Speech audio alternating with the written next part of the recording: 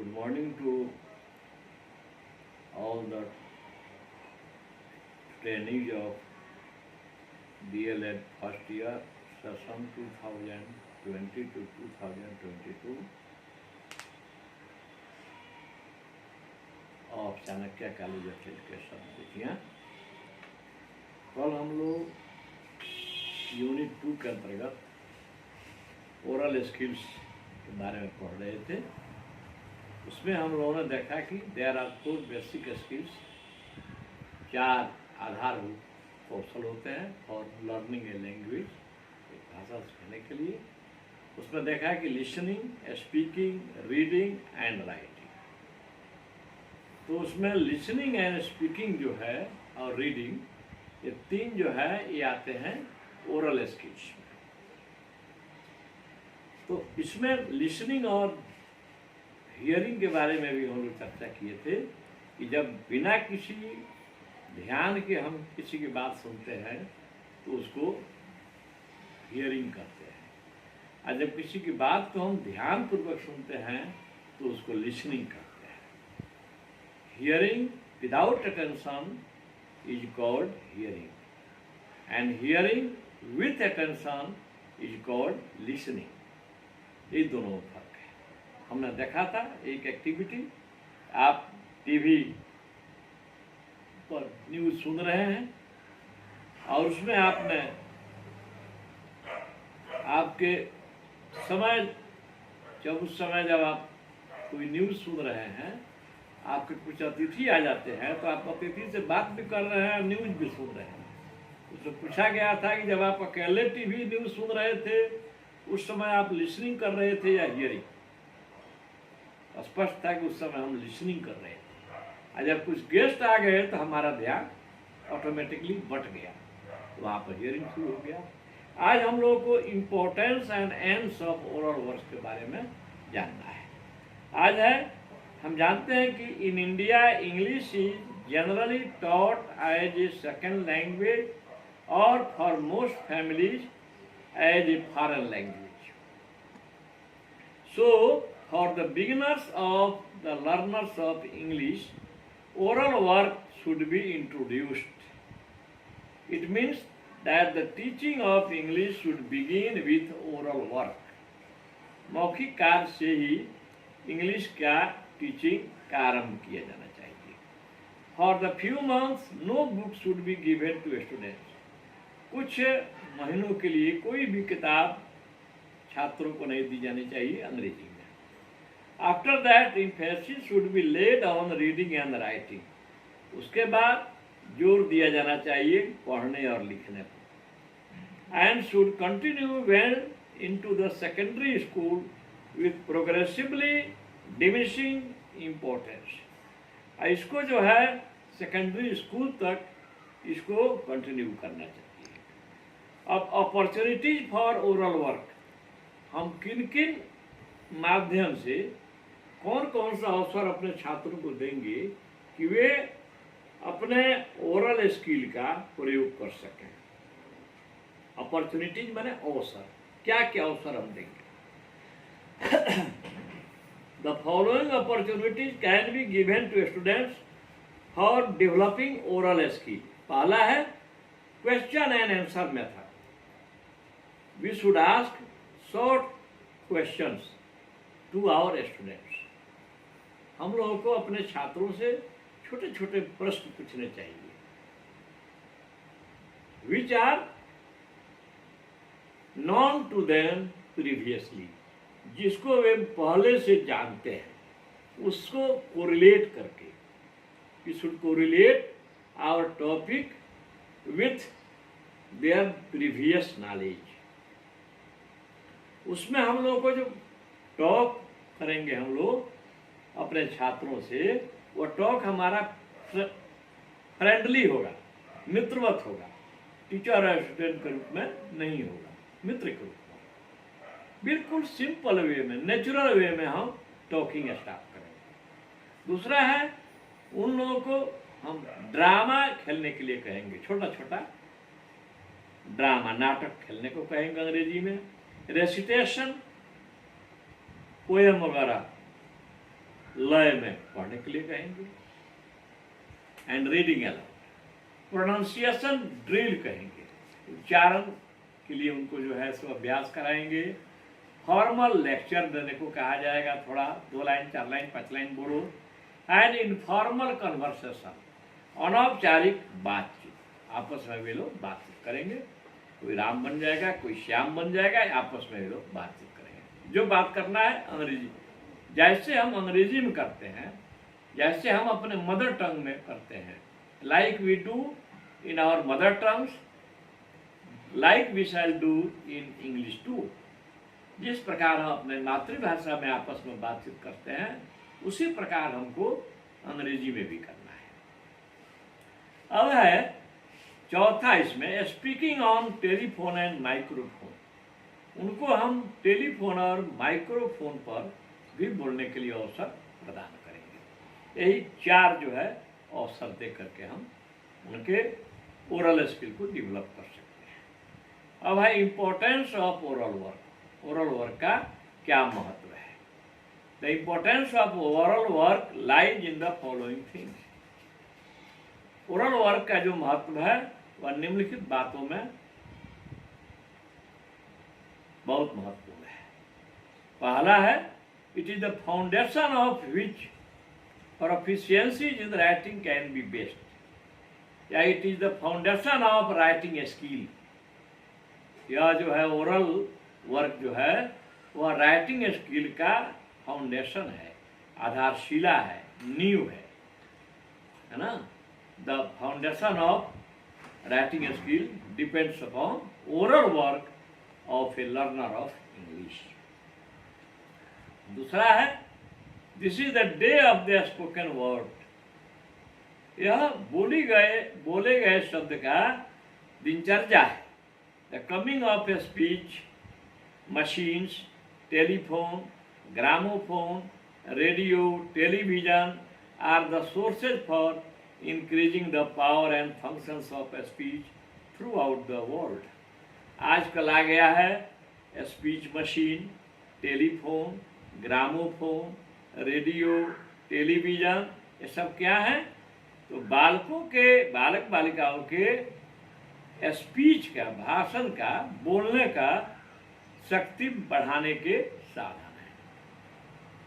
तीसरा है, former rights we shall refrain from reading और writing any given material until we have learned to use the spoken form। हमको जो है reading और राइटिंग से परहेज करना चाहिए जब तक कि हमको बोलना नहीं आता है। यानी हम ये भी जानते हैं कि स्पीकिंग कम्स फर्स्ट और listening, before speaking listening comes. ये जो 4 स्किल हैं इसमें लिसनिंग पहले आता है, उसके बाद स्पीकिंग आता है, उसके बाद रीडिंग आता है, तब राइटिंग आता है। In the period of in the life cycle of an infant, एक शिशु के जीवन चक्र में सबसे पहले कौन स्किल आता है? लिसनिंग। पहले बच्चा जो है आवाज सुनता है, घर में जो माता पिता है जिस भाषा में बोलते हैं उस भाषा को अडॉप्ट करता है, तो पहले लिसनिंग आता है, उसके बाद स्पीकिंग, तब वह शिशु क्या होता है? बोलना शुरू करता है। और जब उसको सुनने और बोलने आ जाता है तब वह पढ़ना शुरू करता है, और जब पढ़ने लगता है तब वह लिखना शुरू करता है। तो ये 4 स्किल में सबसे पहले लिसनिंग आता है।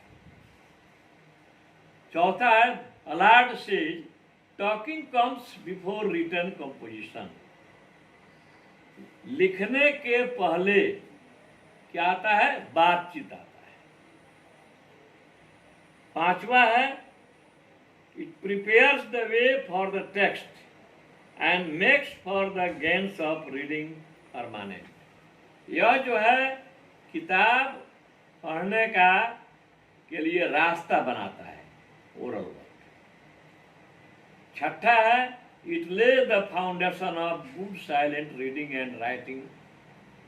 यह जो है पढ़ने, यह जो है मौन वाचन, चुपचाप पढ़ने, साइलेंट रीडिंग होता है reading of A given passage without opening the mouth, बिना मुंह खोले हुए, without making any sound from the mouth.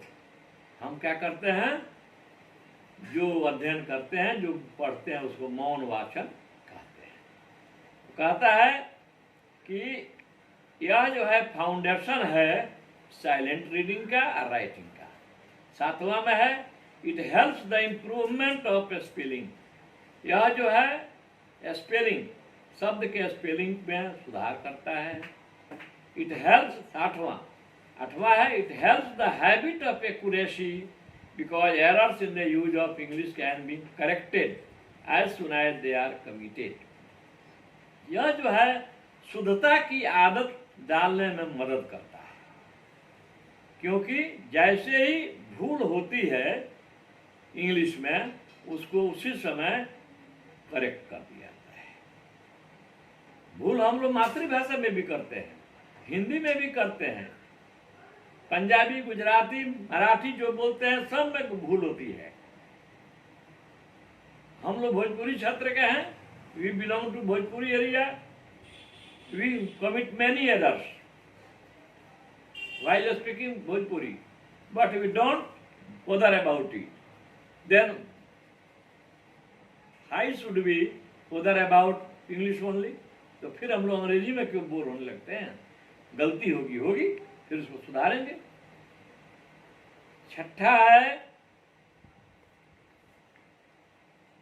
सातवां it helps the improvement of spelling. आठवां भी हो गया। नौवां एज ए चाइल्ड स्पीक्स, जैसा एक बालक बोलता है so will he write it, वह उसे वैसा ही लिखता है। 10वां है to talk is to think and know knowledge is knowledge. जो बोलता है आदमी उसको सोचता है ना। If thinking powers have not been applied to what is spoken after being thought out becomes personal experience instead of remaining a mere form of words. 11वां है 11th, oral lessons are the readiest means of acquiring fluency and naturalness in reading.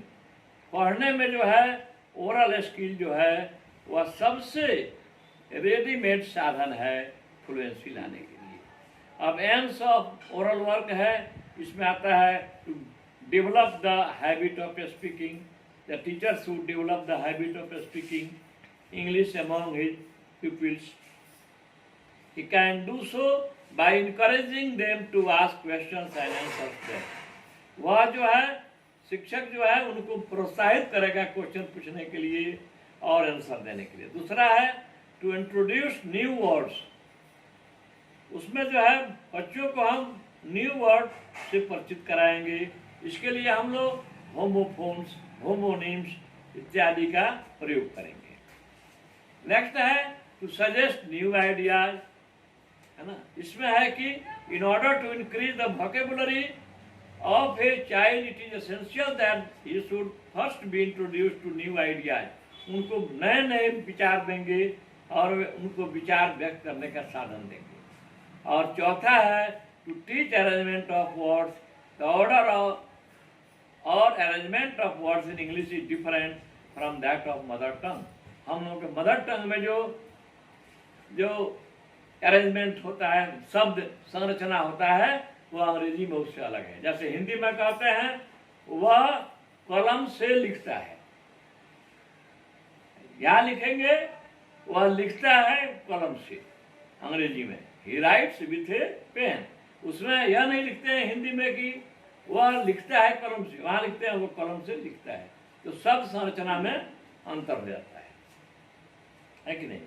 तो दोनों में अंतर है। हिंदी के शब्द संरचना में होता है SOV, सब्जेक्ट ऑब्जेक्ट वर्ब। अंग्रेजी में होता है SVO, सब्जेक्ट वर्ब ऑब्जेक्ट। जैसे वह पुस्तक पढ़ता है, हिंदी में है। अंग्रेजी में अगर लिखेंगे तो उसको लिखेंगे ही रीड्स ए बुक, यहाँ वर्ब बीच में आ जाएगा, वहाँ वर्ब लास्ट में जाता है। अब है ओरल वर्क को हम जो है अर्ली स्टेज में इसको शुरू कर सकते हैं। इसमें कुछ महीनों के लिए हम जो है इंटेंसिव ईयर ट्रेनिंग कराएंगे बच्चों को, है ना, सुनने के लिए, शॉर्ट आंसर एंड आंसर्स देने के लिए उनमें जो है ग्रुप बनाएंगे। ऐसे करके हम आज सबसे पहले शुरू करेंगे रीडिंग ए पिक्चर से शुरुआत करेंगे, लैंग्वेज गेम्स देंगे, ओरल कंपोजिशन देंगे, कन्वर्सेशनल एक्सरसाइज कराएंगे, टॉक्स डिस्कशन एंड डिबेट्स कराएंगे, तब जाकर के हम लोग उनका जो है ओरल स्किल डेवलप कर पाएंगे। Thank you, stay at home and be safe.